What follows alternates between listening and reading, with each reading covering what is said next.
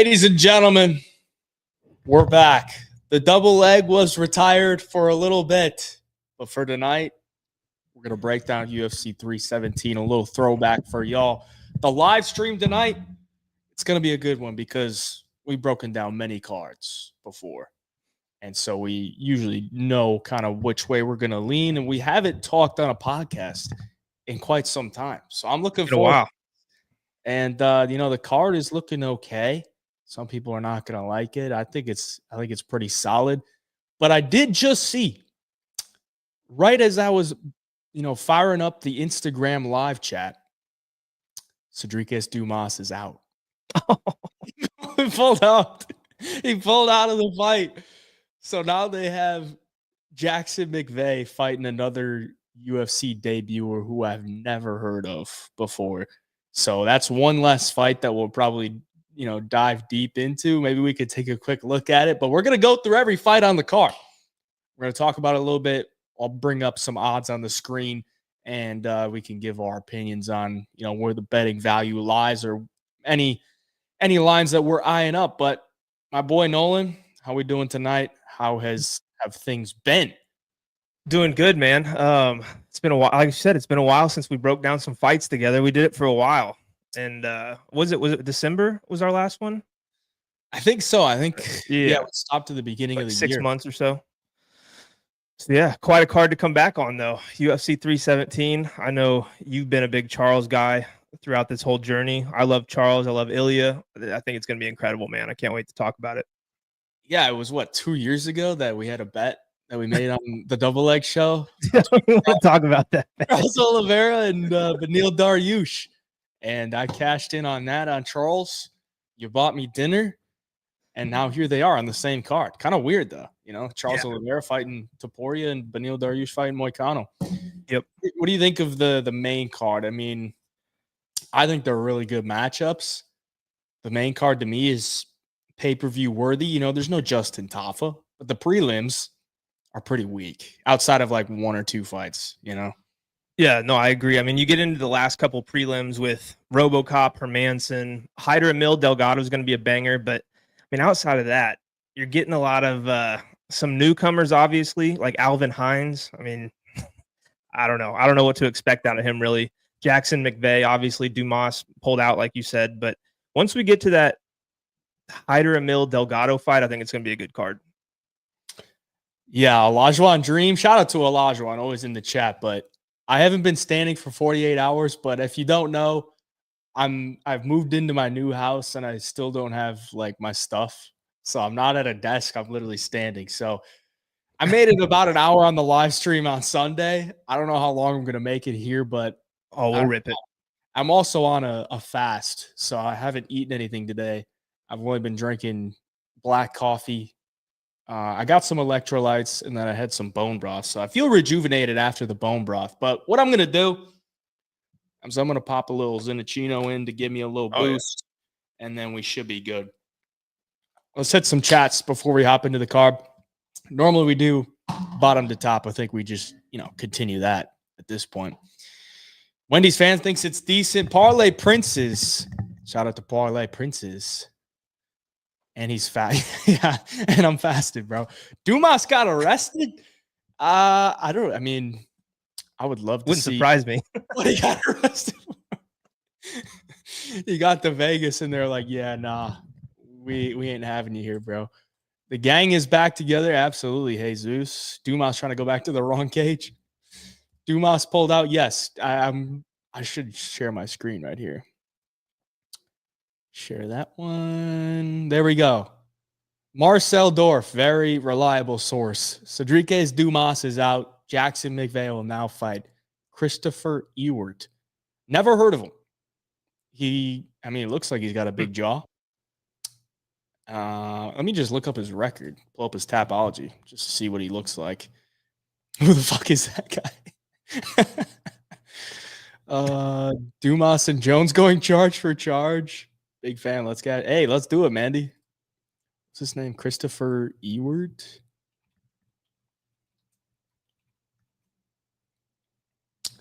His nickname is El Tanque. Oh, damn, he's Chilean. The tank. He's 7-0. Let me share this one. Chilean. Tapology, literal ads everywhere, bro. 7-0 Chilean. 5 knockouts in the first round. I mean, it doesn't look bad. We'll talk about it later, but let's get back to should we just get right into it, man? Let's do it. Let's rip her. All right, well, let's just get right into it. We went over the chat a little bit. If you're watching on YouTube, run up the likes. If we get up to 100 likes at the end of the show, by the end of the show, I should say, we'll give out a parlay. How about that? Let's do it. We got the parlay on the show, so we'll give out a parlay. Last time, smack too.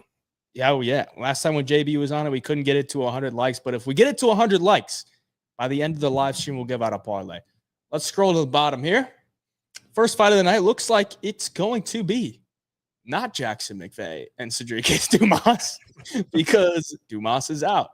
I don't really think we should even talk about McVeigh versus Ewing. I haven't even looked at this guy, but let's just go to the heavyweights, Jonathan Diniz, Alvin Hines. Alvin Hines stepping in on short notice. Justin Taffa was supposed to take on Diniz. Alvin Hines, to me, looks like your average heavyweight with a little bit of wrestling, a little bit of, a ground game. And that's going to be probably his path here to beat Diniz. Because if he stands in strikes with Diniz, he's probably going to get knocked out, man. I think Diniz is probably just way faster, more tools in his arsenal, sharper, more calculated.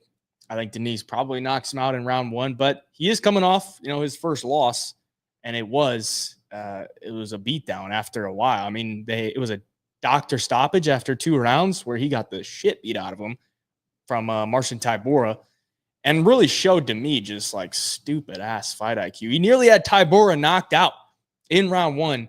And then he engages in like this clinch when he should have just backed away, gets put on his ass, and then gets TKO'd in round 2. Just like brutally ground and pounded. And something similar could happen here with Alvin Hines. Like, it's a big boy on top of you, where if he gets into mount or something, Diniz is kind of a fish out of water when he's on his back. Doesn't really know how to get up and stuff. So there is some danger there for Hines, but I trust Diniz to get this one done with a guy making his UFC debut. What do you think? Yeah, no, Hines coming in, fighting the guy Diniz who now has got a little bit of UFC experience and has good hands. He's going to have to go to the wrestling if I'm being honest. And honestly, a guy coming into the UFC at only 7-0, like I'd be more inclined to press the button on him as an underdog if he was like 13-1, 14-0, had a little bit more experience, but just 7 fights on the regional scene. And now you got to come in here against, a good kickboxer who's got some power in his hands and has proven that. Yeah, I don't know. It's not really tempting me that much. I do think Diniz, when he wins, it's probably going to be by knockout. I don't really see this one going the distance, especially, making his debut for Hines.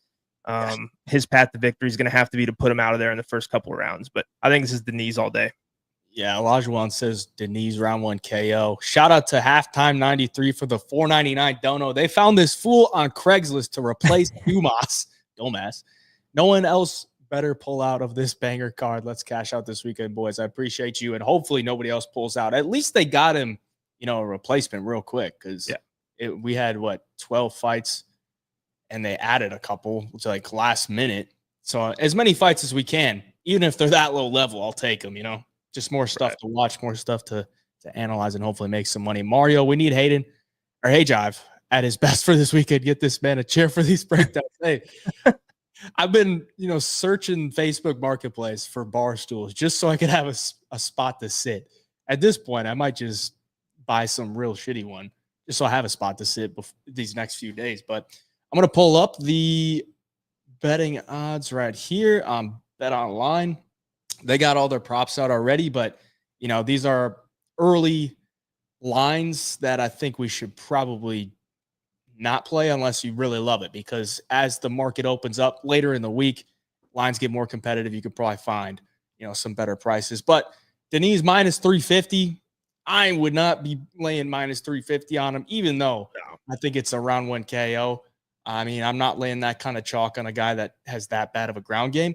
I like the under 1.5 just because I think Diniz does get it done by KO. But Alvin Hines, if he does get on top, he could do something to where Diniz doesn't like. I mean, we just saw him his last fight. Diniz by KO minus 165. It's pretty chalky. Diniz round 1 plus 125, round 1 KO plus 140.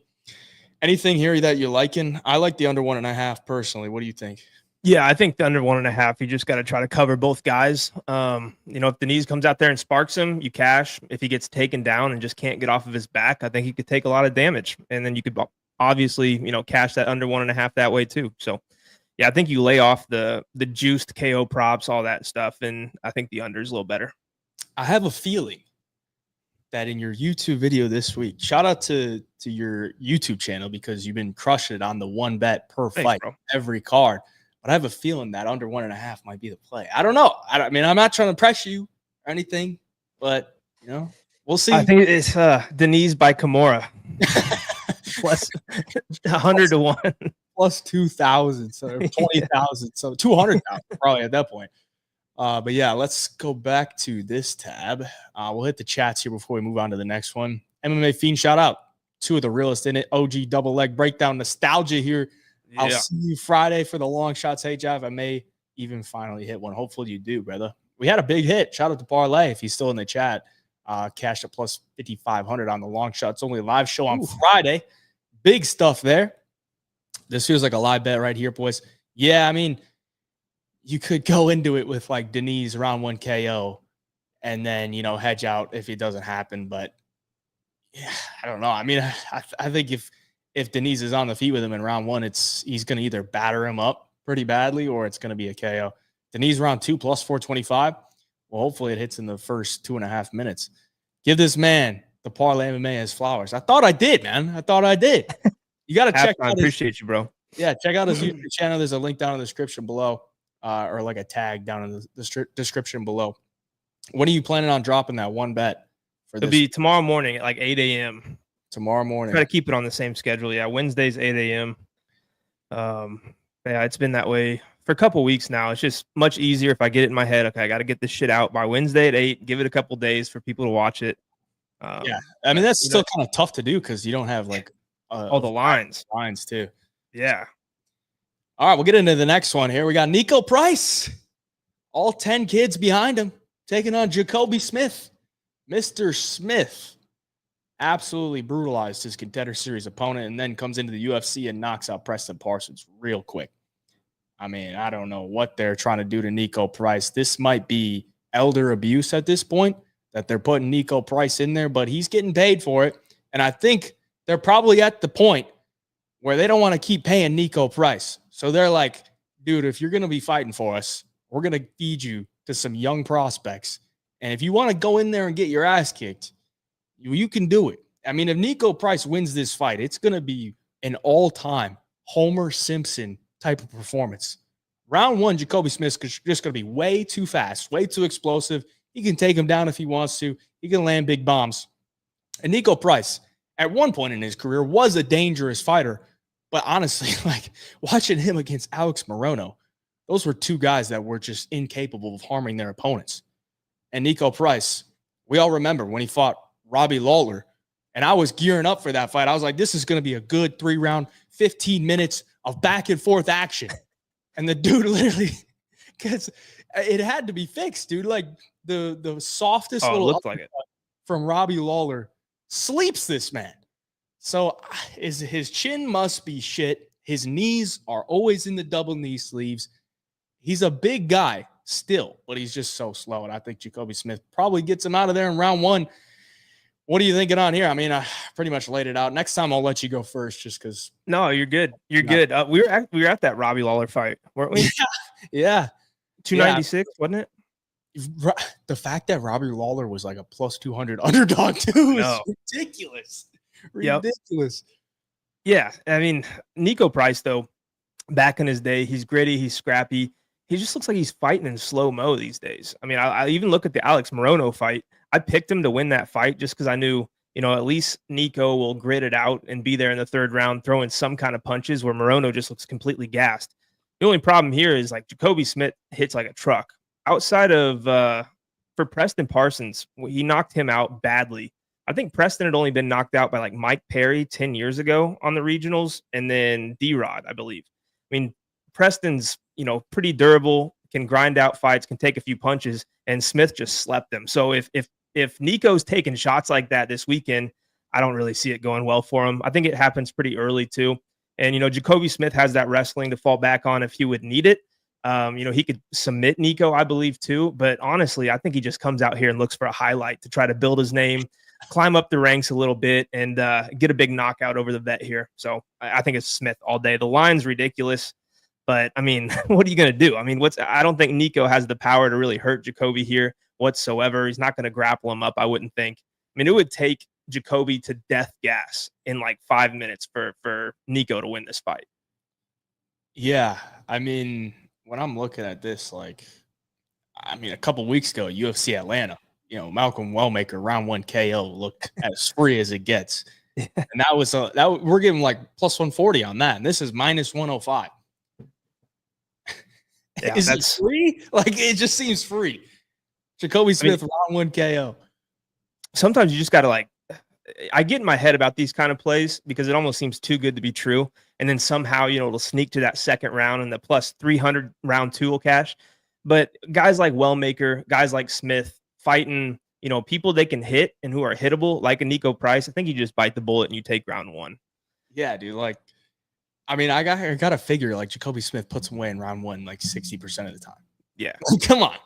Maybe Nico Price is juicing up his chin, but either way, I almost think of it like the Carlos Leal, Alex Morono fight, where one guy is just way more explosive, way faster, hits way harder. You're not going to take down Carlos Leal. Like, Morono's not going to take him down. I don't think Nico Price is going to take down Jacoby Smith. So he's either going to have to literally be just rock solid durability for 5 minutes, or he's going to get either TKO'd up against the fence or just clean knocked out. So yeah, I think Jacoby Smith round 1 KO is probably the way to go. We'll hit the chats right here. Caleb, appreciate you liking up the live. 10 kids for Nico Price. I think it's like 8, but he's pushing 10. The last time we saw him was October of 2024. So he probably could have popped out another one at that point. Madison Matthews MMA with the 199 Dono. I appreciate you with 7 kids. Nico Price cannot afford to lose. Well, I think the only reason he's still fighting is because he cannot afford to not take those paychecks. But I appreciate you, brother. The fight is for science. Possibly. Smith is too athletic, but Price has that South African unorthodox fighting style and could win. That is a good point, because Nico is very unorthodox, like herky-jerky a little bit. It might take Jacoby a little bit of time to find his reads and stuff. And it's not like Jacoby Smith is some elite striker. He's just very explosive with big power shots. So he's got that wrestling striking. Yeah, that wrestling, power boxing type of thing. Wrestle boxer. Jive. For sure, still standing next to the counter. Unfortunately, bro. Unfortunately. What's the odds for Smith in 60 seconds? You'd have to go to FanDuel or something for that, but they probably have it. They probably do have it. Smash the like button, boys. Dan from Half the Battle. Shout out to Dan. I'm going to be on his show tomorrow. Make sure you check that out. Smash the like button. Go. Yeah, that's a good one. Shout out Dan. Shout out to Dan. Showed good hospitality in Atlanta for me. Smith in the first 60 seconds is plus 1,200. Really? No way, bro. Is that real? Is that Ding? Yeah. Shout out Ding. Shout out to Ding, too. Yeah. We got a hell of people in here. Chat's popping. Kevino. It's super free round 1 KO. Shout out to Kyle Marley, my boy from Atlanta, from Indiana, but I was with him in Atlanta. He'll be on the Half the Battle tomorrow as well. So make sure you check that out. Money came in on Nico. No chance, dude. No chance. All right. I think we should move on from that one, because not a lot to break down on that one. But here we go. Terrence McKinney, Vyacheslav Borshchev. Now it gets a little bit more interesting. All right, so we had a couple first-round KOs the first 2 fights, but now it gets interesting. I'm going to let you go first, since I went first the last 2. I love me a Terrence McKinney fight. I was at UFC St. Louis when he got knocked out by Estevan Hibovic, and I was literally sitting on the portion of the cage where his back landed against the fence when he got knocked out. So I didn't know really what happened. I just saw him sitting there. I was like, "What, is it a timeout? Did he get a nut shot?" Like, he's just slumped over. I was like, oh shit, he knocked him out. But I mean, that's what you expect in a Terrence McKinney fight. He's kill or be killed, and a lot of it due to his gas tank. I mean, if he's smart in this fight, you would think he goes straight to the wrestling. But I have a problem laying juice on him because if he goes to the wrestling, I feel like it shortens his gas tank a little bit more than it already is. Like if you go out there and you wrestle with Slava Claus, you could probably get him down. I mean, he survived a bunch of submission attempts against Chase Hooper and ground and pound. If he survives that first round, I think you're looking at a live bet on Slava, if I'm being honest. I mean, on the feet, McKinney can catch him. He can hurt Slava Claus, but I mean, if you don't, it's like you're playing with fire in this one. If you're looking at, laying the chalk on McKinney here. So I would lean more on a prop for this fight, have a little bit of fun with it. This is going to be an entertaining one. I mean, I kind of like McKinney by submission in this spot just because that's his path to victory. Like, yes, he can knock him out on the feet, but again, you stay standing with a guy as talented as Borshchev. Like, bad things can happen. You would think McKinney knows that. He needs to put together a little win streak.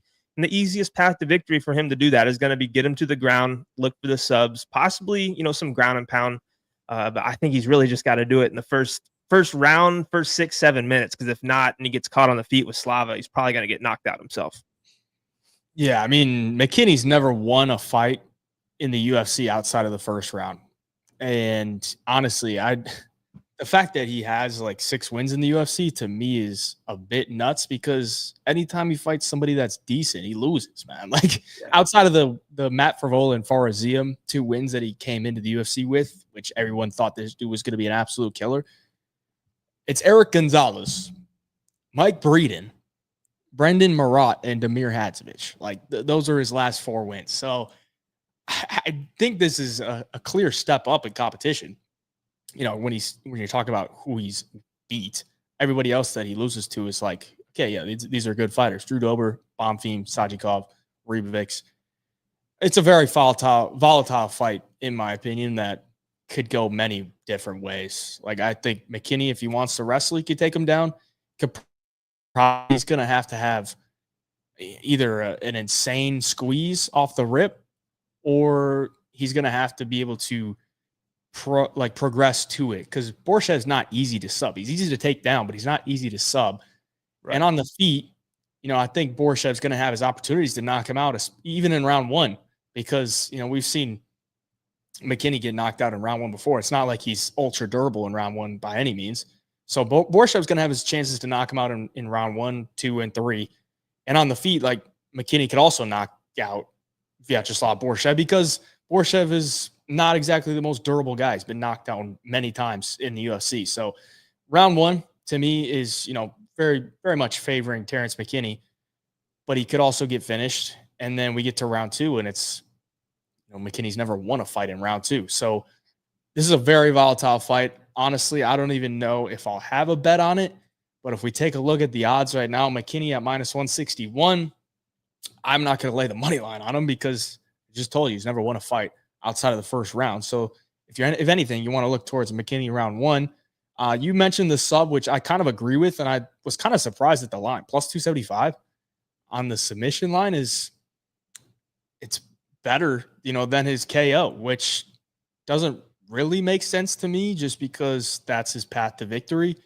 But maybe it's a trap because, the KO could easily happen. He could just come in there, land a big shot on Borshchev, and then follow it up. Once he follows you up and he's fresh, like he is a pure finisher. So, and the ground and pound could be alive too. I mean, Chase Hooper realistically should have gotten the TKO on Borshchev because he was beating the shit out of him and just defending the subs. And then he just sneaks in, what was it, like a Darce or something like that? Yeah, it was Darce choke. Darce. Yeah. So, I mean, it's going to be tough to choose a method of victory. I'd probably just take McKinney round 1 if you're on the McKinney side. Personally, I mean, Borshchev is not losing to like bad fighters. He's not losing to bad fighters. So, I mean, if he could survive that round 1 or even knock him out in round 1, I don't think it's crazy. I mean, he's losing to Tom Nolan. Tom Nolan's a good fighter. Chase Hooper, Mike Davis, and Diakese. So those are his 4 UFC losses. The draw with Nazim Sajikov. Yeah, and a draw. He showed a hell of a chin there too, like being able to recover after getting hurt that badly. Yeah, that's the thing. Like he gets hit, and he doesn't have the greatest reactions to it, but he does have insane recoverability. And Nazim, we saw last week, you know, he can have his moments where he gets hit, but once he hits you, he's a motherfucker when he's going downhill. So the fact that he did make it to a decision there was crazy. I was there in attendance. That was a nuts fight. I you know, with McKinney though, I just looked. He screwed me in his last fight too because I took him by sub, just thinking the same thing. Like take the mirror down, get a quick submission, get out of there. And he had the back. I mean, I think he went for the submission to get the fight to the ground. Did he jump Gilly for a second? I can't remember exactly. But I mean, he had opportunities to sub him, ended up just raining down ground and pound and cash the TKO KO bet. But so I could see that happening here too. But I think if this thing hits past that 5-minute mark, if Slavoclaw just goes to the leg kicks, I think that's going to really wear him down even more. Like you get McKinney in there fighting hard for 5 minutes, doesn't find the finish, and now he's eating leg kicks and body kicks. Like he's just going to crumble, in my opinion. So it's hard to figure out a bet on this fight. It really is. I mean, you just say dog or pass, take the dog straight up and hope it goes past 5 minutes. If not, it's kind of, you're looking at props that a lot of different things could happen in this fight. Yeah, I've personally never been a McKinney guy, so I'm probably not going to bet on him here just because I don't trust him, but not much of a big like conviction for me on that one. We'll hit the chats real quick before we move on, but Olajuwon fight ends round 1. Can't argue that. I mean, the under 2.5 is minus 200. So, I mean, McKinney fights under 1.5 have been pretty dang good over his career. Like of the live, what's the live like count right now? Somebody in the chat, please tell me. Parlay loves the sub play. We'll see. Oh, we're talking the main event already. I'm also confident in Royval and Moicano. Well, we'll talk about that one later. Maddie is not here to complete the trail, unfortunately. Fight goes to decision, bro. Nice little parlay piece. Yeah, I mean, I hope you meant doesn't go to decision, but maybe we come back to this and you are correct. McKinney sub hedge with round 2 or 3 Slava KO. That's just such a tough way to go because, you know, then you're going to be looking at McKinney KO in the first round and then you lose all of them. But I'm going to do a lucky 63 if fight ends round 1. Do you know what a lucky 63 is? I do not.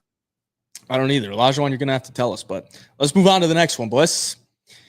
Viviane Araujo taking on Tracy Cortez. When I was watching tape on this one, I'm like, I think Tracy Cortez has the skills to beat Vivi, but she's kind of a hot and cold fighter. Like sometimes she looks really good. Like in her fight against Jasmine Jasdavicius, her boxing looks so sharp. She was throwing a ton of volume. She was stuffing most of the takedowns. Even when she did get taken down, she got right back up. But then you see her against like Melissa Gatto. She's getting taken down pretty easily. She's getting put in bad submissions. On the feet, she's getting tagged a little bit. Against Rose Namajunas, she's not looking high volume at all. She's getting sat down with a jab. Her eyelash is flying off. I know that fight was on short notice, but like Cortez to me has the skills to clearly win this fight. But I don't really trust her to go out there and put on her best performance. On the other side, Araujo, she's older, but she is tough. She has a good overall skill set. Her takedowns are solid. Like she's a big, strong lesbian Brazilian with a neck tattoo. So, I mean, there's that to throw in there as well. That's an angle that has been fairly profitable. She's a big dog here. Not super big. I mean, she's plus 200 something, but the fight to go to the decision is like minus 500, minus 600. So we're probably getting a decision here. Could be greasy. I'm going to lean towards Cortez to get it done. But maybe you could talk me out of it. What do you think? No, I'm on that same side for a couple of reasons. I mean, I think she's locked in. She talked about after her last fight, those chances that she thought about retirement and had a bunch of stuff going on in her life and has, turned to God, done that whole thing. And now it seems like she's all in on fighting. And if she is, I think she's skilled enough to where, she should beat girls like Viviane here. And the style that she's going to bring, she's not a knockout artist, not a submission artist, but she'll stay in your face, she'll strike with you, and she'll put you against the cage and kind of, do things that Vivi has done to some of these other up-and-coming prospects. I don't know, if Vivi comes out here and can keep distance, like, yeah, she's going to make it a really close fight. And Vivi also hits very hard. She's going to win some moments. But I mean, I just see Tracy just trying to suffocate her in this spot. But at the same time, Vivi's good enough in the grappling, and she's a strong girl for this division to where I don't think it's really going to be hitting the mat much. I think this fight is going to come down to a lot of cage control. And, Tracy's pretty good at that game. She's very strong as well for the division. She's younger, hungrier, hopefully at least. And, she's kind of got some big goals in mind. And a win over Viviani here is a pretty good way to put your name back in the hat to be fighting those top girls like Rose Namajunas and people of that caliber again. So I think Tracy comes out here motivated in Vegas, ready to go. Yeah, I mean, the price, though, I mean, do you parlay Cortez? I mean, it's women's MMA. I can't tell you how many times I've been burned lately betting on women's MMA, but I'll take her for the pick. But there's not really a whole lot of interest in the betting line for me.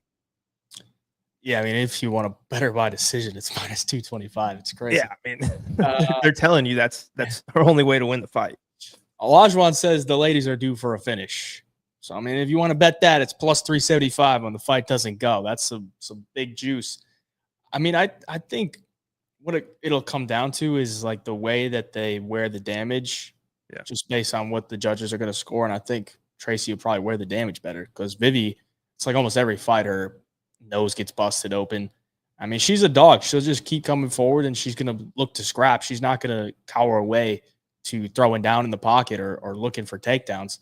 So, I mean, there is that angle. I mean, Vivi plus 3.5 is minus 220. So, I mean, I don't. This is probably just a pass overall, man. I don't think I'll have a bet on this fight, and in all reality, it might be a piss break at the end of the day. I agree. The last thing I'll say, though, I mean, if you're looking at who's going to be improving in between fights, I mean, I think Cortez is a fighter who has potential to get a little bit better. I mean, rattling off wins over Jasmine Jasdavicius is pretty impressive. And, before that, Melissa Gatto, decent win. And then, came back and fought hard in the last couple of rounds against Rose. So if anybody's improving, I think it's Cortez. I think we know what we're getting with Vivi here. But, yeah, that's all. Yeah. Piss break for sure. Piss break. Mario says the line is crazy value on Vivi if Tracy can't take her down. I don't really think so. I mean, I actually think Tracy has better striking than Vivi. But is she going to be as sharp as I've seen her be is the question. Yeah. North-south positions over 1.5. I mean, I'm sure you boys would love some north-south positions in this one for one of the fighters in the fight. I don't know if y'all are on the Araujo side, but entertainment, Cortez. Proshmo bets is Cortez. Okay, we're giving parlays. All right, let's move on to the next one. Probably my favorite prelim here. Yeah. Amil, Jose Delgado. I'm going to let you go first. I actually got to go take a piss. So I'm not going to hear your stuff, but take it away, brother. All right, boys. I've actually got a play on this fight already. I look at Jose Delgado, and I loved him coming into the Contender Series. Took him to win that fight by finish, and he did. His striking's good. It's pretty powerful as well, but he's not just a striker. I think he's got decent jiu-jitsu. He might not be super high level in the jiu-jitsu department yet, but he's got the ability to pull off some subs, have some good, he attacks some good, front chokes and things like that. But this is a hell of a test with Hyder, just based off the fact that Hyder seems to have a cement head, good cardio. He's going to throw 80 punches around. And if you can't keep up with that pace, he's going to win a lot of fights, and he's done so far. I think his last two fights, he's closed at plus 185 his last two fights. And, Delgado's fighting Connor Matthews and guys like that. Whereas Hyder, against William Gomi, apparently, I don't know, hey, Jai, if you heard this, he had some kind of knee injury before the fight or during the fight, which is with double knee sleeves, dude. I don't. Yeah, true. Yeah, he did. But he fought really well, and he got the win. I think Delgado, if he wins this fight, I think it's got to be by finish, whereas I think Hyder can implement a little bit of wrestling and grappling. I don't think he's going to be able to hold him down the whole fight or anything, but I do think he'll be able to tire him out a little bit. I looked at I forget the guy's name on the regionals who beat Delgado. He's still in LFA and doing really good. What did you say? Chris McCate. Yeah, Chris McCate. And that's just what he did. Like, he just stayed in his face, kept the pressure, made Delgado fight going backwards, implemented some wrestling, actually clipped him with a couple of big shots too, and ended up winning that fight by decision. I could see a very similar game plan from Hyder here. The only difference is I think Hyder, on the feet's not going to be lost. He might get tagged a few times, but I think he's going to be able to hit Delgado a little bit too. So Hyder is on this dog train where he's just cashing plus 185, plus 185. Now he's plus 145 is what I got him at. That's my pick for this fight, if I'm being honest. Shout out to Alex NYC saying Nolan is the Let's GOAT. go. 99 don't know. I appreciate you. But so it's you're liking the Amil side from pretty much what I got from that. I do, just because not that there's a cardio issue. It's just, fighting in front of a crowd like this for your first time against the guy who's proven as an underdog in the UFC, and who's tough as hell and he's going to come out for a scrap. Like, I think that's a tough fight for a guy like Delgado, who's still young and making his way in the game. Yeah, I'm kind of leaning the same way, man. I haven't gotten there with my money yet, but I'm like, Delgado's probably going to be looking real sharp early on. But later in the fight, I think you got to favor Hyder Amil because his pace and his pressure and his cardio is like, it's tough for these guys to deal with. And considering Delgado hasn't really been in there with like the best of the best, I mean, who's to say he doesn't gas out? Like, I don't really expect him to just flat out death gas, but I'm sure he's going to be slowing down. And I think once Hyder Amil is, on the front foot pushing forward and Delgado's got his back up against the cage, he's probably going to feel really uncomfortable. And the fact that, his win in the UFC is Connor Matthews, I don't really put too much stock into that. Even the guy he fought in the Contender Series, I don't think he's all that great. Ernie Juarez or whatever. He's like kind of I don't want to say similar stature to Hyder Amil, but short, stocky guy. But the problem with that Juarez he didn't push any type of pressure really. Delgado, both of these guys like to fight downhill. So I mean, maybe Delgado is the one pushing the pace early on, but I expect Hyder to start to take over as the fight goes on. And actually, looking at this over-under at plus 140, I'm like, neither guy's been finished. So I don't really see this fight being like super locky to be under 2.5. I'm actually kind of leaning towards the over at plus 140. And then I like the Hyder side at plus 136 or dog money. If I'm going to bet on an underdog and they have the cardio, the pressure, the output that Hyder Amil has, I feel pretty good about that. And actually, Hyder by points plus 450 is kind of calling my name. That's nice. Kind of calling my name. I mean, Hyder, if Delgado gasses out, then yeah, he's going to be able to finish him. But I don't really think Delgado's got terrible cardio. I just think he's going to get uncomfortable and probably be on the back foot and not really being able to do what he normally does. So I'm kind of with you, man. I think the dog money on Hyder is pretty tempting. Let's go. Delgado unproven, Hyder easy, says Nimo87. Killer fight picks. Great fight. It is definitely my favorite prelim. Probably top 3 favorite fights on the card, honestly. And that's kind of saying a lot for a prelim. But I just think it's going to be back and forth action or just, a lot of action the entire 15 minutes or however long it lasts. Don't forget, Moicano cannot afford to lose. Amil plus 3.5 says ding at minus 220 or minus 120, not 220. Minus 120 on minus 150, but plus 3.5 is, I don't want to say a lock, but if it goes, I expect him to at least win one round for sure. Yeah, because he's a minute winner. Just the volume and the pressure in your face. Like, I don't think he's gonna lose all 3 rounds just from Delgado making this a pretty fight. Yeah, whoever's fighting downhill, I think is gonna win this fight. And Hyder's hard to push back. I was super impressed with what he did to Gomi, dude. Like, Gomi is so good at not allowing you to be in the fight. And I know it was the smaller cage at the Apex, but just the way that he walked him down, didn't care what was, getting thrown at him. He's got a granite chin, dude. Like, he gets hit with some big stuff. And that's kind of what scares me early on is Delgado, he has really good timing, mixes up his weapons really solidly. And, he could definitely hit Hyder with some big stuff early on. The way that I've seen Hyder take some shots, it's like, you're going to have to hit that dude with a sledgehammer to get him out of there, man. It's crazy. Benny P, the OG, good friends with someone real close to Hyder, and Hyder's kicks have been at his best lately, hurting guys through the pad. Wow. He does have some nice kicks. I mean, he just throws everything at you. Joshua Van, lock of the week. We were almost there. We're almost there to talk about that one. But, yeah, it sounds like we're both on Hyder, and the chat somewhat agrees with us, which I don't necessarily love. But, you know, maybe feeling like a public dog. Maybe we got a sharp chat in here. Maybe. All right, let's move on. Is this a feature prelim? Jack Hermansson, Gregory Rodrigues. This one's very tough for me just because I look at Gregory Rodrigues, his UFC career to me is like it's up and down.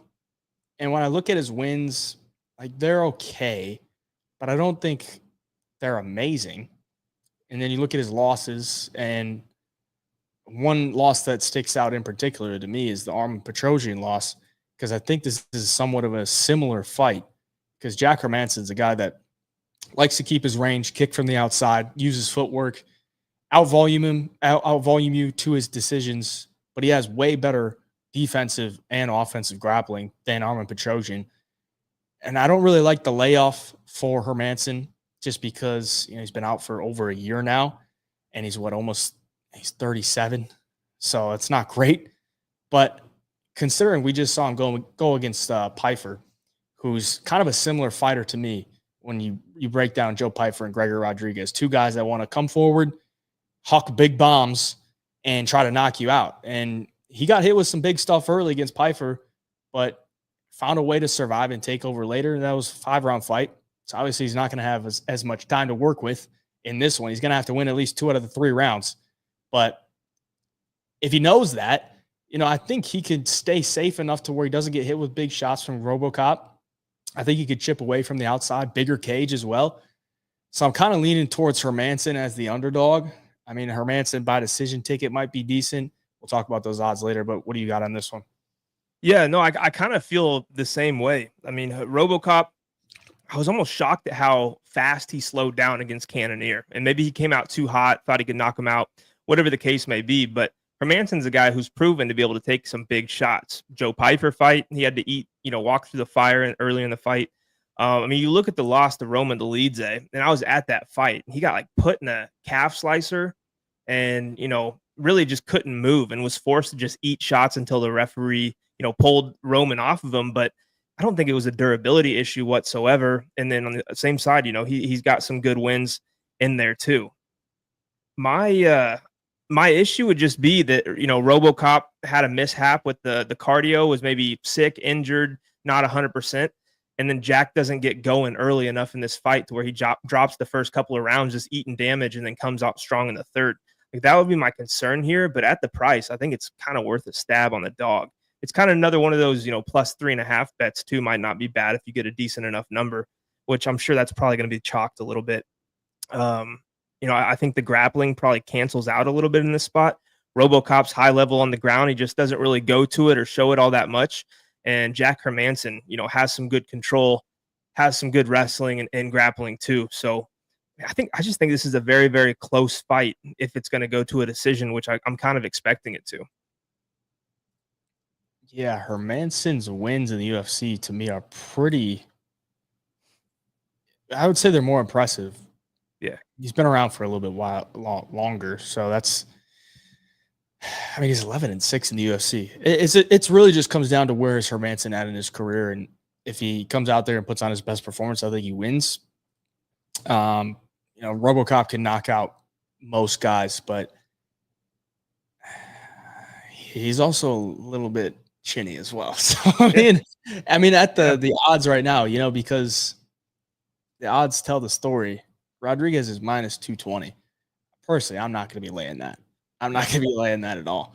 Because one thing that RoboCop can kind of lean on too at times is getting a takedown and winning on the ground. If he's not winning on the feet, or if he's getting tired, look for a takedown and lay on top. But I don't know if he's going to be able to take down Hermansson and just, smother him by any means. I think Hermansson's a pretty good grappler. So Yeah, I would lean towards Hermansson as the underdog. They don't have the decision on here, but here is some decision lines. Hermansson decision plus 265. That's not bad. Hermansson KO plus 750. What if he just chins him? Chins him Bruno Fajeda style. Split decision plus 1100. There you go. Where's Parlay Princes when you need them? Split decision on that one. Sounds like we're both on Hermansson, or at least leaning towards that way as the dog. Bro's a black belt and is 32 but looks 52. That's true. Robama Cop could literally be 50 years old and we would not have any way of knowing. So I don't think Jack has the power to KO Robo yet. I don't think so either.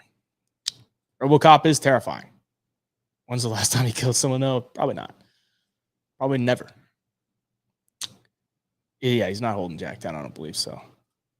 Robo is chinny, but does Hermansson have KO power? Not really. Not really. But I mean, it could be a freaking head kick. It's like RoboCop's durability like comes and goes. It's very weird because like he literally ate a flush knee against Chidi and Joe Kawano. Oh God! Split open his head and he was fine. So it's a volatile fight a little bit to me, but when there is volatility, you tend to lean towards the plus money, and that's kind of what I'm saying here with Hermansson. Yep. How you doing, Jork? That code was disgusting, dude. I squirm every time I see it, honestly. All right, let's go to the main card. We're already at the main card. Only 46 minutes in. Can we get a live light count? I might have to just check it myself. If this will load. I'm going to refresh that so it looks better on the screen. There we go. I'm going to let you take it away. Peyton Talbott, Felipe Lima. Two young prospects going at it. Who you got? Yeah.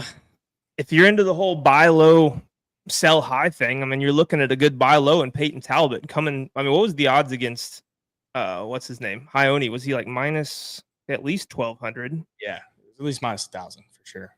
Yeah, and came out there and just got wrestled up a little bit. Does Felipe Lima have that capability?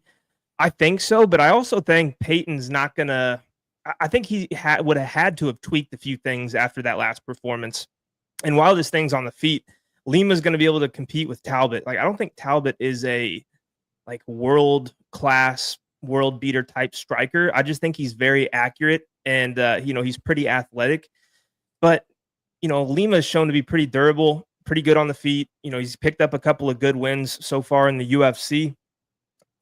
I got a feeling that people are going to count out Talbott a little bit just because he got beat by Raoni Barcelos with the wrestling and everything. And if Lima doesn't go to that or can't get that going, we're looking at a pretty close fight. I mean, Peyton's shown to have a good chin. Lima, he can get hit a little bit. I don't really have any complaints with his chin. We haven't really had to see him, badly hurt yet.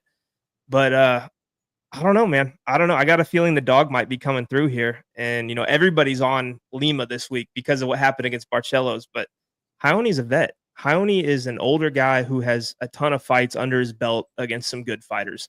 And he did exactly what he had to do against Talbott. And it's not like a Obon Elliott situation where Raoni didn't give him a second to breathe. Like, there was a couple moments in that fight where Peyton was landing and the tides were turning a little bit. Like, he never quit fighting. So I don't think he's a guy who's going to go in there and give up on himself if he drops the first round to Lima.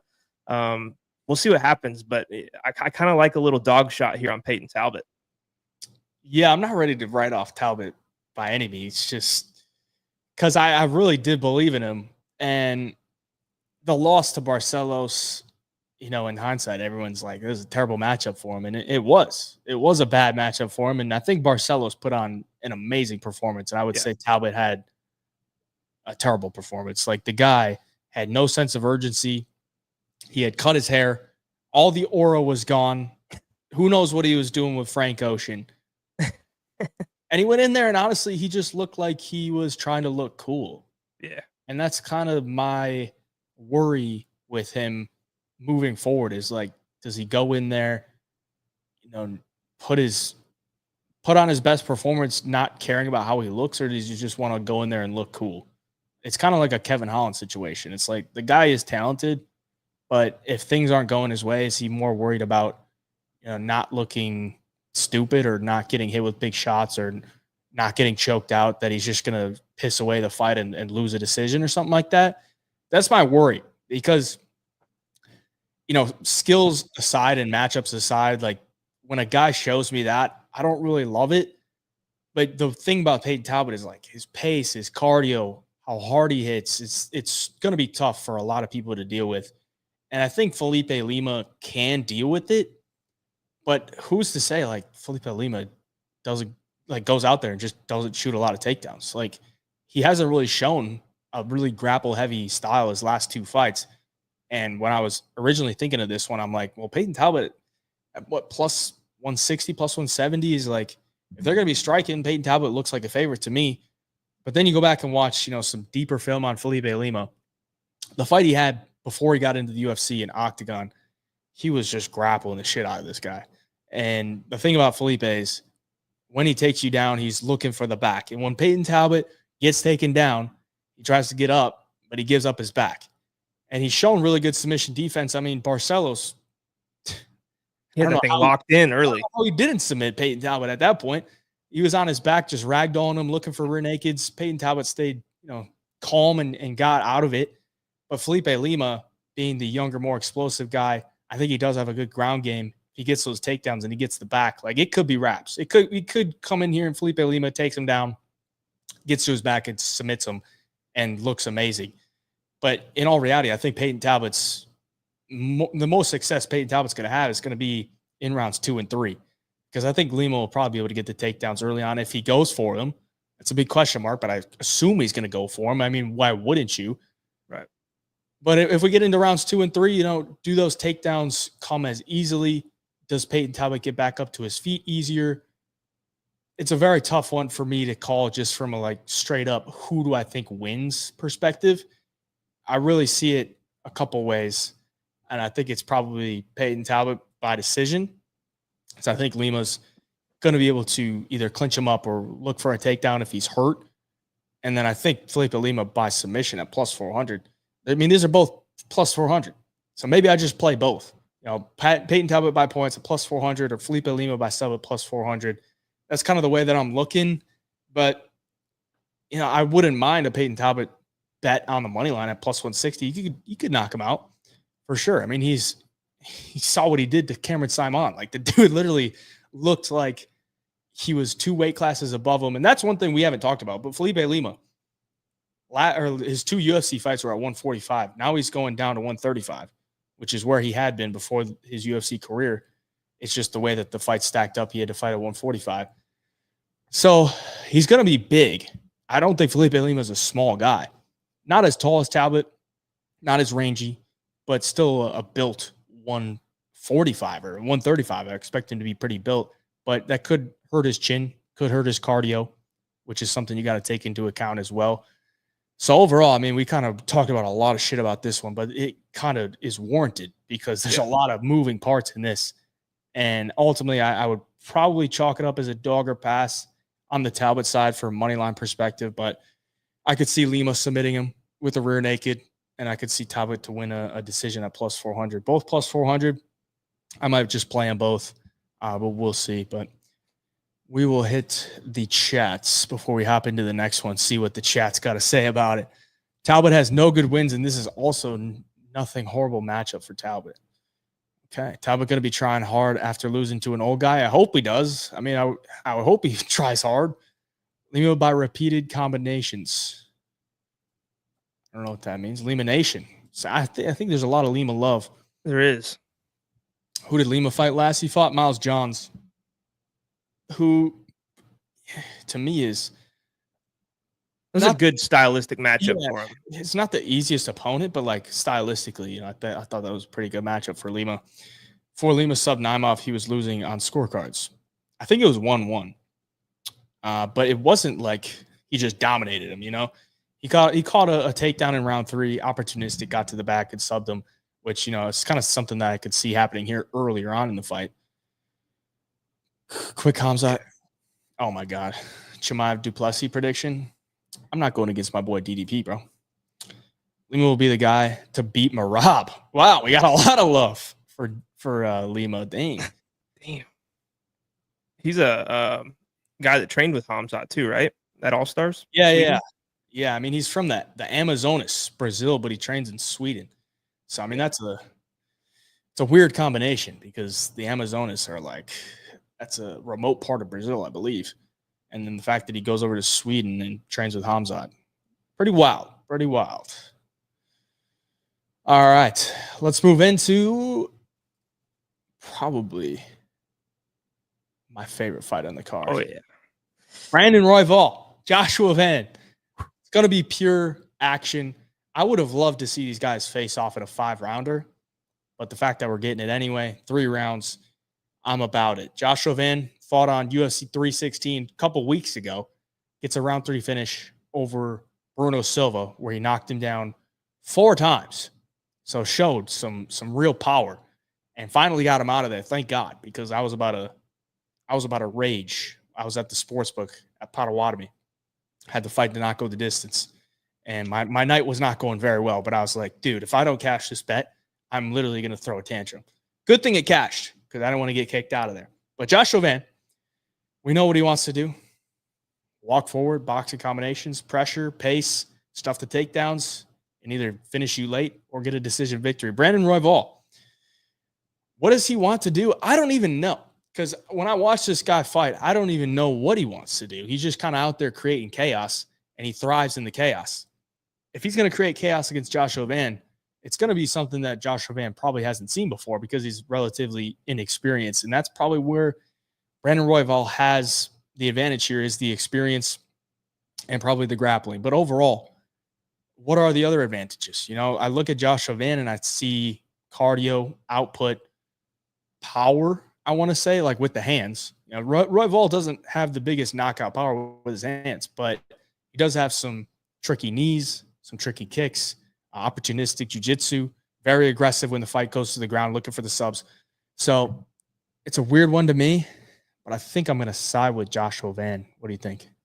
Yeah, I've gone back and forth, and I really think it comes down to kind of like earlier in one of the fights we talked about, who can fight going downhill, because Joshua Van, when he's the one pressing forward, he can get his combinations go.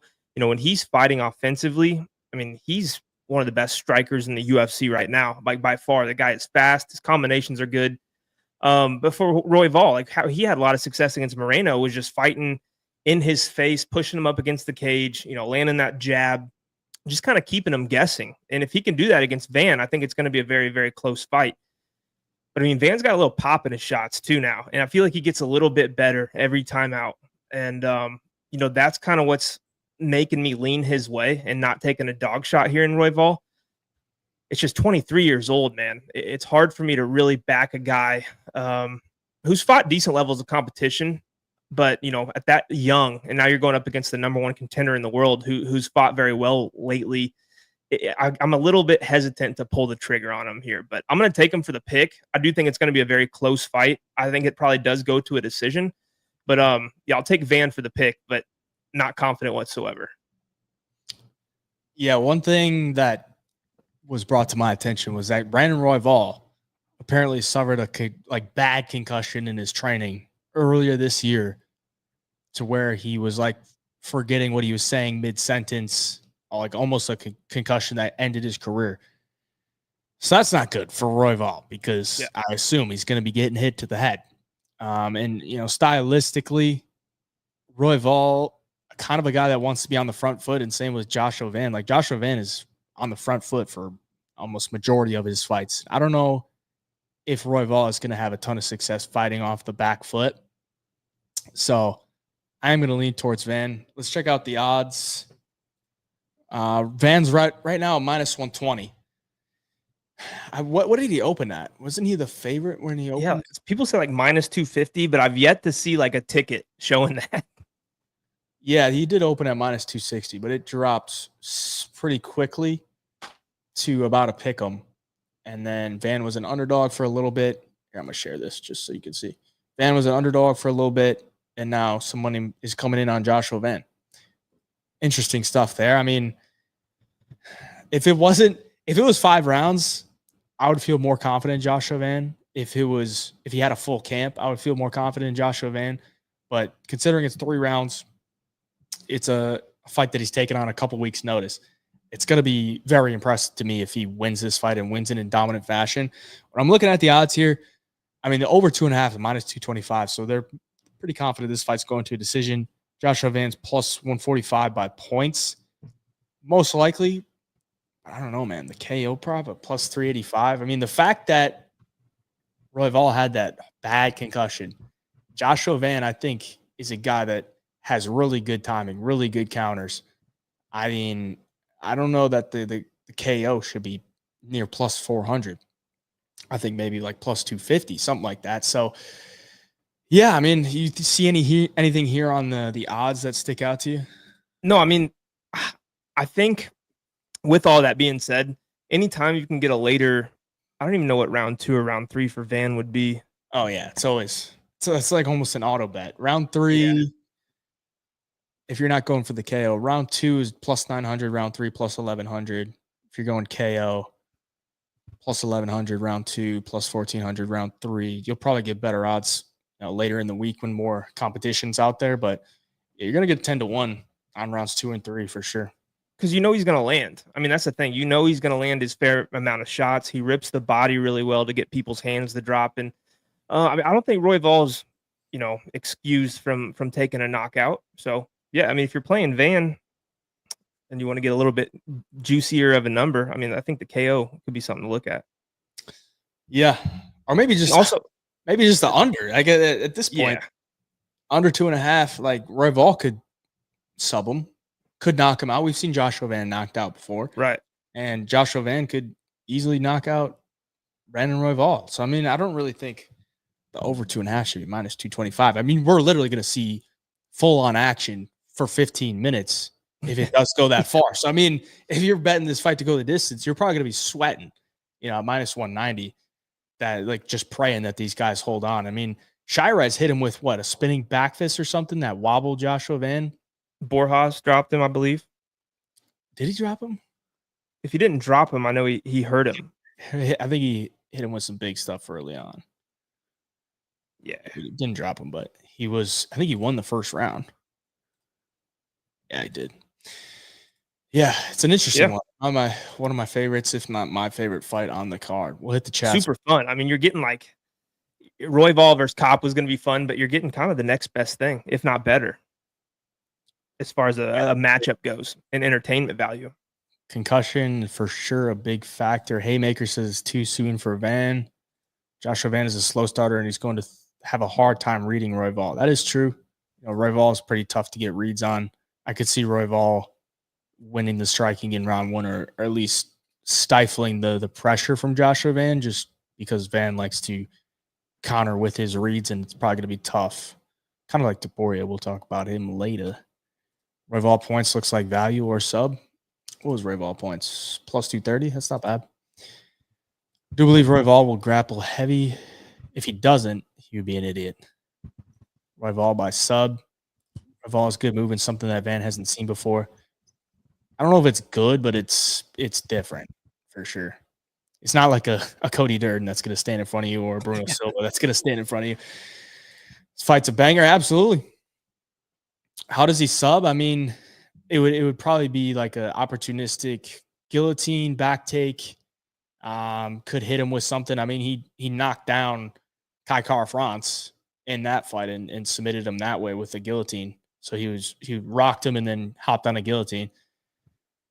It's all Tyra's back too for a while. Yeah. I mean, that's a great grappler. Yeah, Tyra gassed bad. And the fact that I don't really read too much into saying like Royval is some demon late in the fight because he does have good cardio for sure. But Tyra gassed out bad. Brandon Moreno did like nothing in round 5. And even against Pantoja, he just still couldn't stuff the takedowns. He's going to throw a lot of output for sure in those later rounds, which could be good, could be bad, because he could be getting countered or he could be, piecing up Joshua Van later on. But it's a good fight. It's a good fight. All right, let's move on to the rebooking. Beneil Dariush, Renato Moicano. We were supposed to fight at UFC 311. Arman Tsarukyan pulls out. Renato Moicano steps in, gets choked out in round 1. Brutal stuff. Terrible night. But here he is, rebooked with Beneil Dariush. So both guys coming off a loss. Beneil Dariush coming off 2 losses. Chin did not look good in those 2 losses.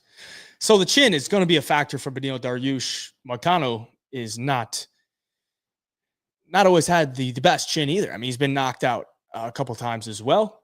But both of these guys mainly rely on their grappling. I would say Dariush is probably the more dangerous, more effective striker. Not that Moicano's a bad striker by any means, but I think Dariush throws with a little bit more intent.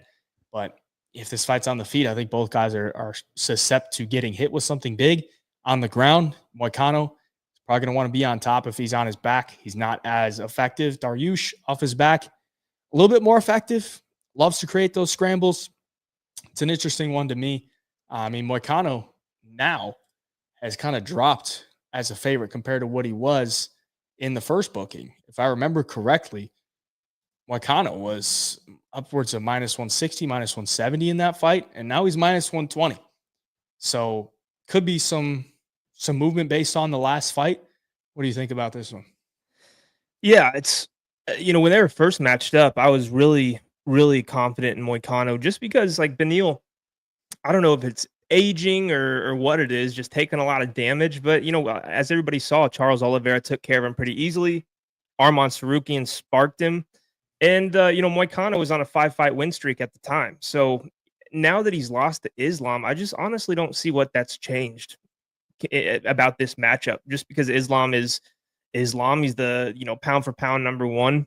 Submitted him in the first round. Like, I mean, when you really think about it, that was always going to be on the table. Like, that's how Islam was probably going to win the fight. Get on top, look for submissions, ground and pound, and probably finish him. Just because he's so much better than it seems like everybody at 155. But, Moicano, I don't really know if he's got chin issues. Beneil, it kind of seems like he might. Like, just because of the age and everything, he's slowing down a little bit. The one problem I have, with betting Moicano here would just be that this turns into a grappling match, and Dariush in that department maybe hasn't slowed down as much as maybe the striking. And, he can go tit for tat with him. And if he ends up on top, I think it will be a little bit tougher for Moicano to get off of his back here. I think Moicano might be a little more content off of his back and not be in a rush to work back to his feet. And he could give away some minutes here. At the end of the day, I think this is a super close fight. But if it does play out on the feet, which is a good chance it does, because, a lot of times you see 2 grapplers go in there against each other, neither one of them either test that department or they can't get it there, turns into a kickboxing match. And I think Moicano's striking is actually somewhat underrated. I thought he landed a really good shot on Islam in that first round. I thought he did some good work against Drew Dober, using his striking to get into the wrestling. But, he has some decent kicks, and, he has the ability to hurt guys. We've seen Beneil hurt on the feet quite a bit lately. Now he's on a longer layoff, probably a retirement fight, I would think, if he loses. So it makes you wonder, like, how much he's really putting into this, or if he's just kind of knows he's not really getting back to that title fight and ready to hang it up. So tough one. I'm never gonna in a fight like this, I'll take Moicano. Obviously, you and I are going to be a little bit more biased towards this pick, but I do think Moicano's striking is a little bit underrated, and we'll see some good of it here. Yeah, I'm going to address this one because you kind of agree with Omar here from what I picked up. The Islam fight doesn't count for Moicano because it was last minute. I mean, I agree. Like, it doesn't really factor into his skill set. Like, okay, it doesn't drop his stock really. Like, yeah, it doesn't drop his stock. But the one thing that does kind of matter to me is Moicano got a lot of money to take that fight. True. And he was on a big long streak. I think it was 6-0 in the lightweight division, on a 6-fight win streak in the lightweight division. And then he got his chance at the title. It was on short notice. He gets a lot of money, he loses. And now what? Like, all the momentum has stopped. Like, where is the motivation now? I don't know, man. Like, that does play a big factor. You get all that money. We've seen it with a lot of guys that are champions for a long time. You stop training super hard. And I have no idea how Moicano is training at all. I have no idea. But Beneil Dariush, on the other hand, it's not like he has a lot of momentum either. He's coming off back-to-back losses. So I would say both guys are probably hungry for a win. I would maybe say Beneil Dariush is a little bit more hungry for a win, but it could also go to the fact that he wants one last fight and then he's going to hang him up. I don't know that Moicano's going to hang him up anytime soon. So stylistically, I think Moicano can come in here and get a win based off of being smart with his striking, not overextending himself, watching out for the left hand for Beneil, looking for his spots to get the takedown, being heavy on top. But I don't really trust that he does it that easily. I don't think Dariush is going to be an easy out unless he gets hit with something big and gets knocked out. If this fight goes 3 rounds, I expect it to be competitive. And I think if it makes it, to the second round, I think it's going to be very competitive. Round 1 is going to be telling, how this fight is going to go. So ultimately, when I look at these odds, I think it is pretty fair. Pick them, or at least a round to pick them.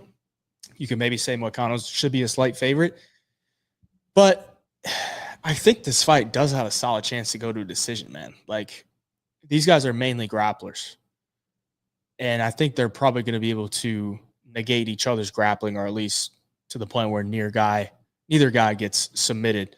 The ground and pound from Moicano could be a big factor here if he does get on top and land some big ground and pound. I mean, Charles landed some heavy ground and pound shots on Beneil, so that could be a big factor. And then in the striking department, I don't really see either guy catching each other with some big shot. Yeah. I just don't really see it that way. So I kind of like the fight go the distance at plus 105 or the over 2.5 at minus 120 rather than taking a side. Just kind of the way I see it. Both guys, I think, are match up nicely against each other to where they can negate each other's strengths. So yeah, I hate rebooking fights as well. I've said it many times on the channel, but I just hate when fights get rebooked because you got to talk about them again. Some things change, some things don't.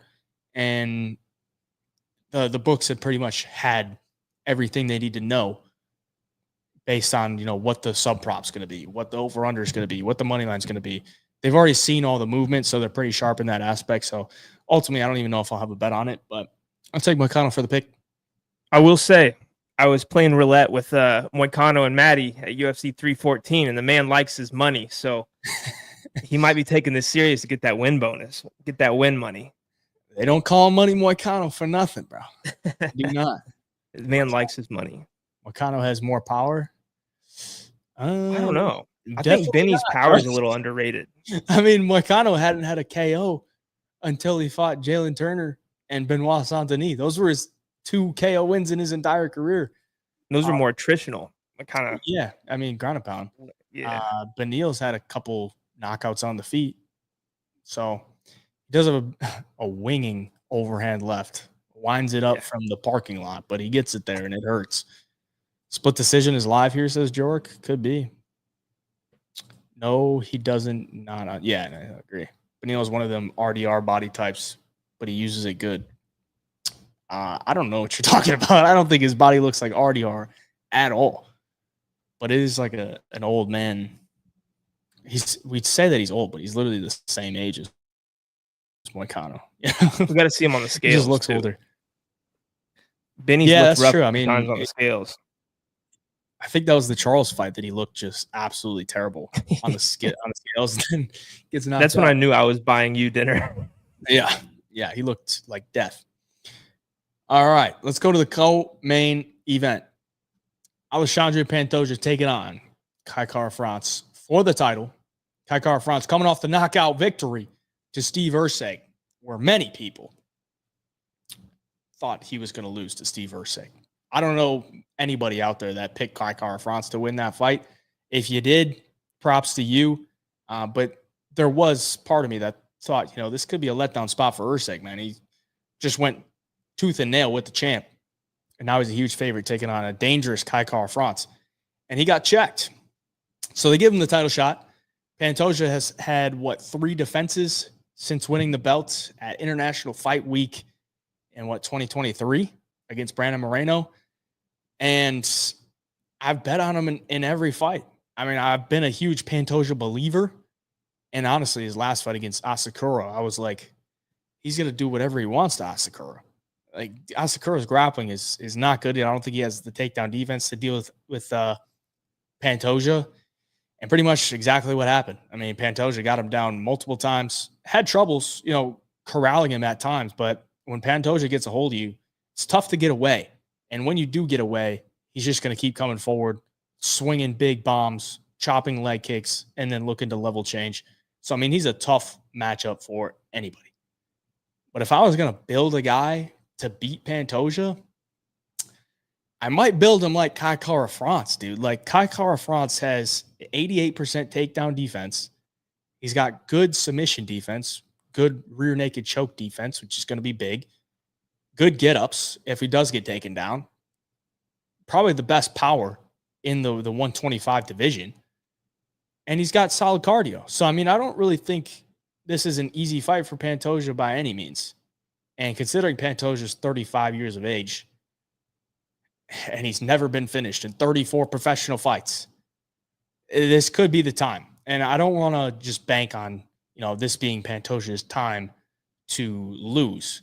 But I do think, like I said, if you're going to build a fighter to beat Pantoja, I would probably want him to be or have the attributes that Kai Kara-France has. So I'm kind of leaning towards Kai Kara-France. What do you think? I felt the same way, especially at this price. Like this big of an underdog, you're talking about a guy who kind of checks all the boxes on the feet. He's going to have the power. And Pantoja is pretty hittable when he gets caught on the feet with guys. I don't think Kai Kara-France's takedown defense is horrible by any means. And on the ground, I think he has the ability to scramble back up to his feet. And if he does that, I think it's going to be a way closer fight than him being, over 2-1. I look at his record, man. Steve Erceg, that knockout win, phenomenal. Erceg's a guy who's shown to be durable in past fights, and he, went tooth and nail to Pantoja and was just a few, moments that went his way later in the fight from being the champion of the world. And, Kai Kara-France sparked him. Amir Albazi, I mean, I don't know how the judges gave that fight to Albazi. Doubled him up on strikes, even took him down a couple of times, fought really well. Moreno fight, gets the kick, the weird kick to the body, and, just not much you can do about that there. But he was kind of on a tear before that, knocking out Cody Garbrandt, beats Askar Askarov. Kai Kara-France has just kind of evolved into a complete fighter, which is what you have to beat a guy like Pantoja. The only thing is, at 125, Kai's got that it factor as far as the power goes, which could be the difference in this one. I mean, if this thing gets extended on the feet, I really do think it's Kai Kara who's landing the bigger shots, winning the bigger moments, maybe even the minutes too. But he just cannot get pinned on the ground and taken down over and over, because Pantoja has just shown the ability to do that to guys for a full 25 minutes. And when he gets that part of his game going, it's just so hard to beat him. But, if you're going to give me this big of an underdog price on a guy who is this complete in Kai Kara, I might dabble a little bit. Yeah, I mean, he's plus 210 right now for the money line on Kai Kara. Plus 210. I mean, this is relatively the time when champions have defended multiple times that people start to think that they're invincible. And they get beat.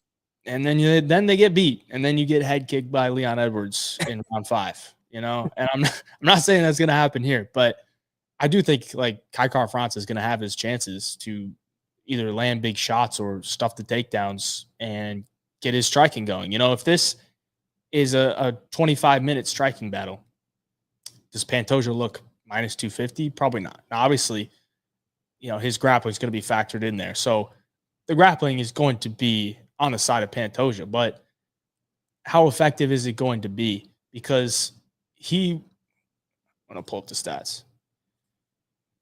He landed 8 takedowns against Brandon Royval. Some say it was a close decision.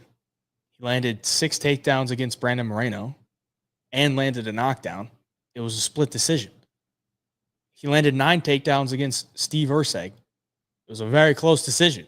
So, I mean, the experience when it comes to championship fights, definitely on the side of Pantoja. He basically won that 5th round against Erceg because of his experience, or maybe just the lack of experience for Steve Erceg.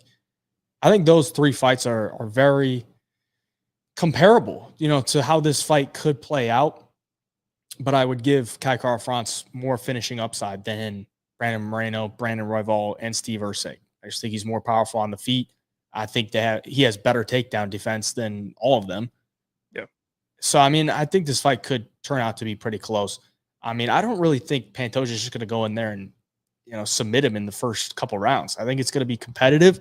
If anything, I would give more finishing upside to Kai Kara-France early on.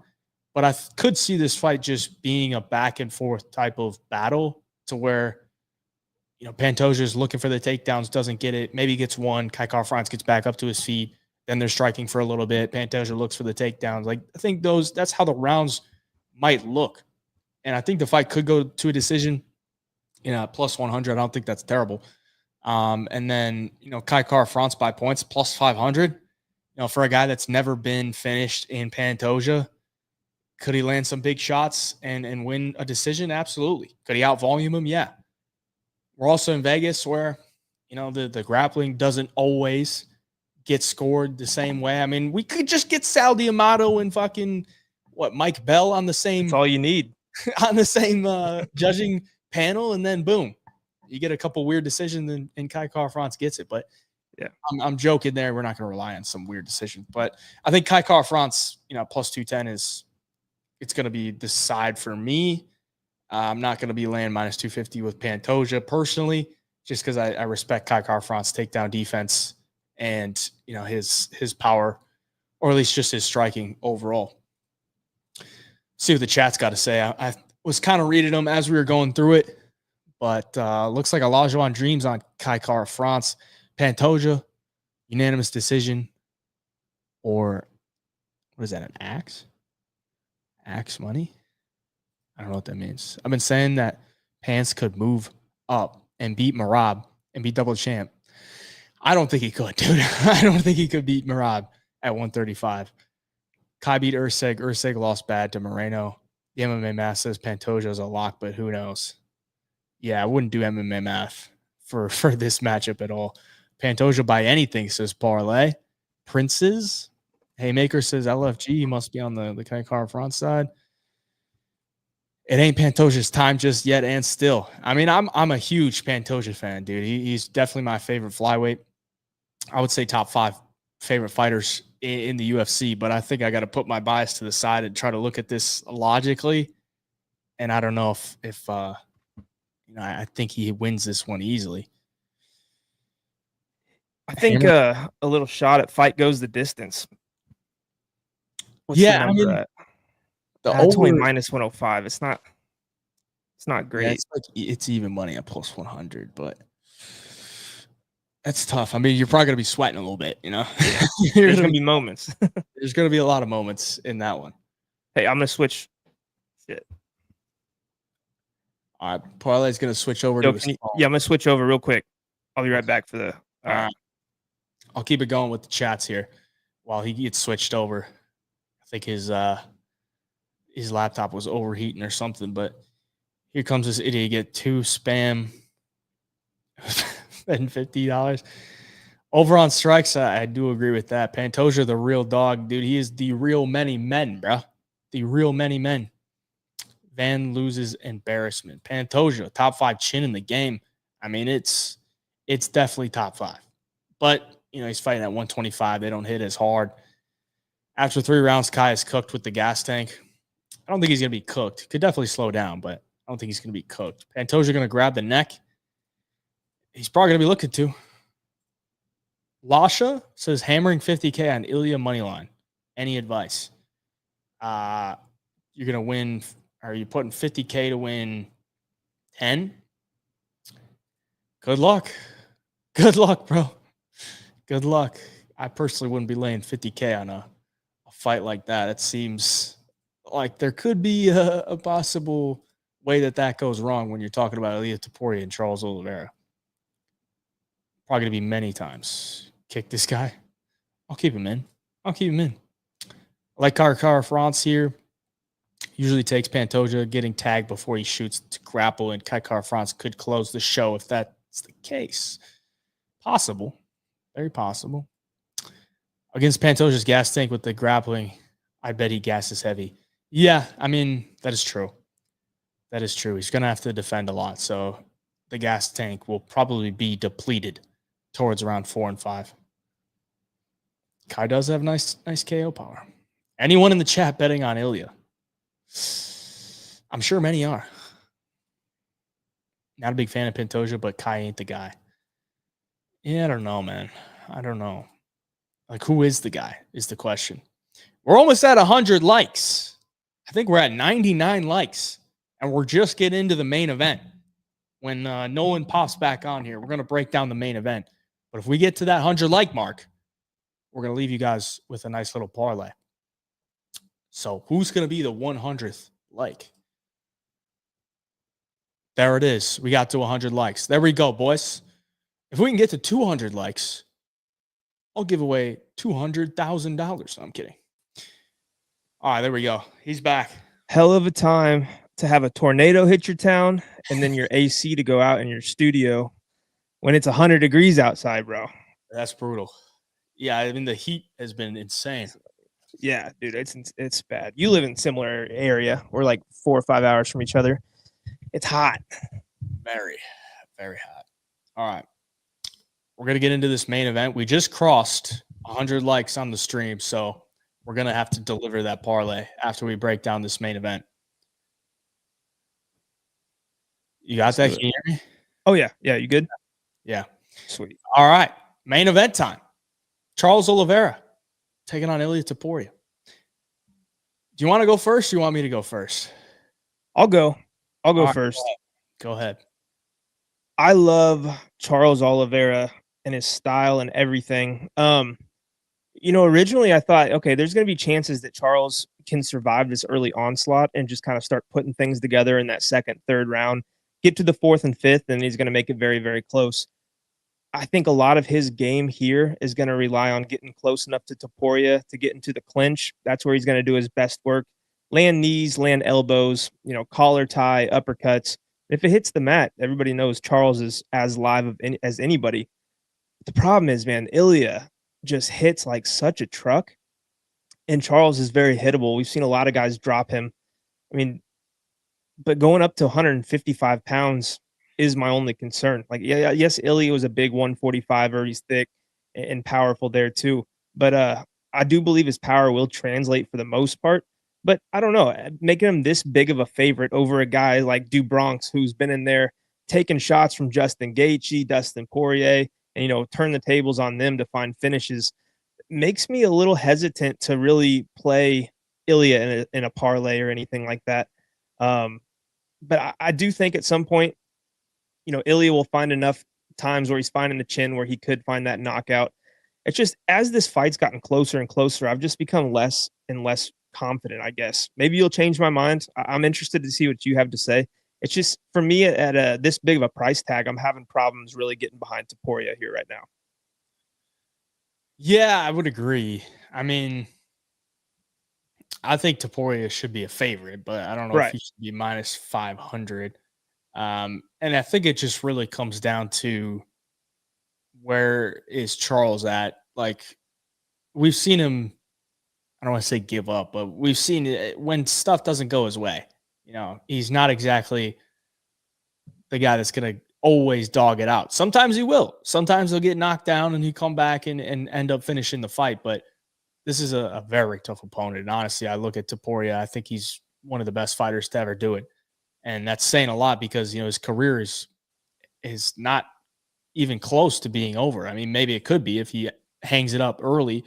But I think Topuria, being 28 years of age, obviously undefeated, I don't really think him moving up to 155 is that big of a deal, just because he's very strong for the weight class. Is he going to get out grappled by these guys? I don't think he's just going to get big brothered on the ground. The only real thing that could be detrimental to him would be like the range. Like he's a guy that's short, relies on his boxing, so he's going to have to enter the pocket, and he's probably going to have to eat stuff to enter the pocket. And that's where I think Charles is going to have some early success if he fights smart. If he doesn't fight smart and he just goes out there and runs at him and tries to create chaos, then I could see him getting clipped and hurt early on, or he could finish Ilia Topuria early on because Charles is one of the best finishers of all time. It's not out of the realm that Charles goes in there and finishes Topuria because he's that dangerous. But I think Charles is going to be able to land shots from the outside early on with his kicks. If they do crash the pocket, I think his clinch and his knees and his elbows are going to be there. But he's also a guy that doesn't stuff takedowns. So, I mean, if Topuria is in the clinch and he's not liking what's happening, could probably just take him down. And then he's on his back and he's going to be losing because he's on his back. I don't know that Topuria is going to be in a ton of danger, or at least I don't think he's going to be like a Justin Gaethje, where if the fight hits the ground, he's going to be like, oh shit, like I gotta get the fuck out of here, otherwise I'm going to get subbed. He'll be confident on the ground. I really just see this fight playing out as Topuria comes out, tries to get his reads like he normally does. He's going to be stalking down Oliveira. Oliveira is going to be landing some kicks from the outside. I don't want to say it's like the Volkanovski fight, but when Topuria gets in there with guys, he's always ready to throw big shots, and they're a little bit hesitant to throw anything at him outside of these little poking kicks or poking jabs, and then they kind of want to get out of there. Charles is a big dude, but he was a 145er. I think he's probably going to come out here doing the same thing that those guys did, where he's throwing these leg kicks, throwing teep kicks, trying to stay out of the pocket with Topuria. And then round 2 hits, Topuria starts to get his reads, starts to counter a little bit, and then shit starts to hit the fan.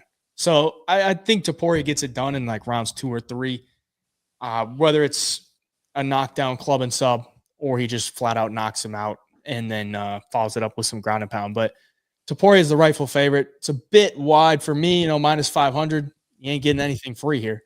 But I think the point where they're at in their career, Topuria moving up a weight class, just knocked out 2 of the best featherweights of all time. One of them who was one of the most durable guys to ever do it. And now he's facing a guy that is dangerous, but he's also been finished multiple times in his career. And I think he's just got a couple more ways to win. So I think Topuria gets it done.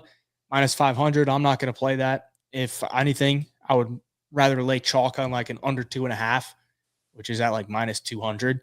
The over-under's at minus 140 for the over 1.5. I think that's like around where it could happen. So like I would rather lay the chalk on the under 2.5, just considering you get 12.5 minutes for these guys being as dangerous as they are to get it done. So yeah, that's kind of the way I'm looking at it. I'm not really looking to lay like big money on this fight just because I think it could be a little bit volatile, but I think Topuria gets it done by KO, and I think he gets it done KO 2 or 3. Yeah, I keep telling myself like Topuria is going to be so undersized, but I mean, it was just last fight against Max Holloway. Max Holloway, 5'11", 5'10", whatever he is, basically the same size as Oliveira. And, he didn't really have problems closing that distance as the fight went on. And obviously we saw what happened, knocking a guy like that out. So that kind of makes me think that Ilya can get it done. Originally, when that over 1.5 opened, I think it was like minus 120 or so. That's interesting to me. Like that just screams disrespect towards Charles that, he can't last that long in this fight. Because I don't think Charles is going to come out here and just spark Ilya or submit him in the first round. Yeah. Like if it goes under 1.5, I definitely think it's an Ilya KO. And we've seen Charles obviously hurt, before that 7.5 minute mark. But I got a feeling like Ilya kind of seemed to take his time a little with Max and kind of feel out the process until he really started getting going. And, if Charles is smart, that's kind of what he has to do as well. I think he has to really take this slow, try to drag Ilya to places he hasn't really been before. And, all those things mixed together makes me think this thing is going to hit over 1.5 rounds. Yeah, I mean, I wouldn't be shocked if it goes over 1.5 by any means. I mean, these are 2 high-level guys. And the run that Oliveira was on when he was the champion, where it was just pure chaos, like at all times, it's like it's not very sustainable. When you get 2 high-level guys in there and one is very calculated with Ilya Topuria, I could see, this going over 7.5 minutes. But I don't know if I want to bet that just because, like these guys start going at it, like you're going to be scared. Yeah. You're going to be real scared. And it just takes one from Ilya, against all these guys. Yeah. Halftime 93. Topuria club and sub. LOL. Could be live. Could definitely be live. And Topuria sub would be sick. Yeah, Topuria sub would be. I mean, it's not like it's out of the realm. Topuria's got more submissions than he does knockouts. It's just he doesn't exactly offensively wrestle. Think about what that does for his career. You go in there and you knock out the greatest featherweight of all time in Volk, and then you knock out the guy who's got the granite chin, never even been knocked down in a fight in Max. And then you go out there and you submit the guy with the most submissions ever in the UFC. Like, holy shit. Yeah. Talking about a new, guy in the GOAT conversation. And he's only what, 29? 28. 28. Yeah. Like Ilya is what Connor, I think, wanted to be. Yeah, I mean, he's way better than Connor, bro. Oh, way better. Yeah, I mean, this is what Connor, wanted to be able to beat these guys in this way. He just, fell off, obviously. But Ilya, doesn't have the talk like Connor did and all that. But as far as like superstar potential, like Ilya Topuria is it, being only 28 years old. He beats Charles, man. About to take it easy because of flashbacks to 155. So he's saying he's going to take it easy because he got dropped by Herbert in round 1. Yeah. I could see it. All right. I think it's parlay time, bro. I think it's parlay time. You want to go first? You want me to go first? You go first. All right. I'm going to rock. Should we do... So we can't parlay any like props or anything. So we'll just go like with the money line or an over under. I think I'm gonna go with the under 1.5. Diniz versus Hines. Plus 100. Plus 100. I like it.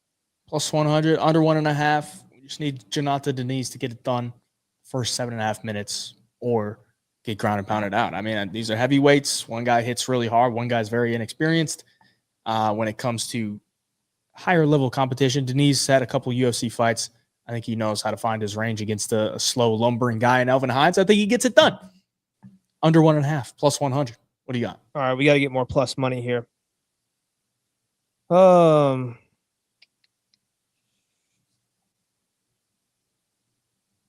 know what? Screw it. Give me Hyder and Amil on the money line. Or what's the over-under? Over 2.5 plus 140. Under is minus 170.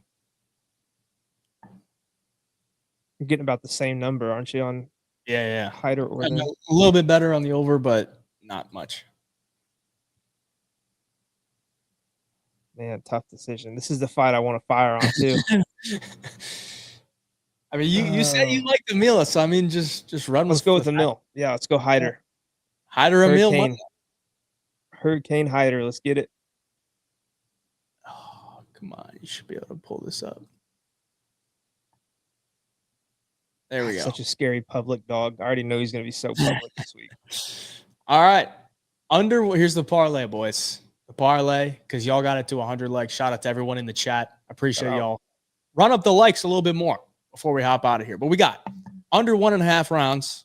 Janata Diniz, Alvin Hines, plus 100. Parlay with another plus money. Hyder Amil, money line. Goes in there against Jose Delgado.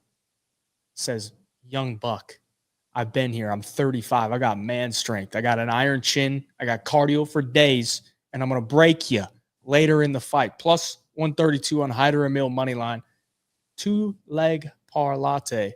$100 wins 364 plus 364 odds on the parlay. But that's just a fun parlay. If you want all of our bets, jump in the Home of Fight Picks premium membership. Link down in the description below. You can use code 317.